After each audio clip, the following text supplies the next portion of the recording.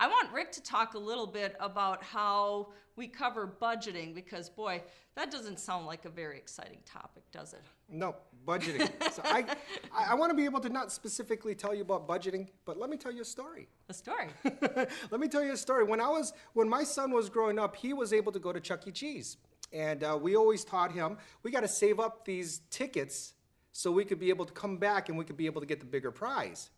So I taught him at an early age on how to be able to have delayed gratification. Now tell me if you can't relate with this. It's hard to be able to tell a child when they have Chuck E. Cheese tokens and they have a cabinet over there with rings and candy and they see the Wii on top over there to be able to educate them. So budgeting is something that I taught at an early age. Now this concept of Chuck E. Cheese and saving, but here's what happens. And when we come back, we got to be able to get the bigger prize and be able to teach them a learned lesson. So here's what I'm talking about when it comes to budgeting. Sit down and talk to these kids on what does it mean. You got to be able to future pace them, okay? Future pacing them is an opportunity for you to be able to tell them what happens if you have that delayed gratification, what you could be able to get.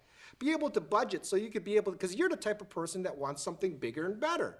So if you're going to want something bigger and better, what do you have to do? There's that short term, mid-term, and long term. So I talk about that throughout the course of what you need to do to be able to get the bigger stuff. Okay, so when it comes to budgeting, the topic is, it could be number crunching, but if you just talk to them about what it can mean and tell them a personal story of what it can mean to them, how they're going to be able to save, it's going to be long, it's going to be forever. It's going to help them through their entire life. Because I get to work with clients right now that didn't have a good habit when they were a kid, and what happened is they start growing up and they have the habits that gets moved over.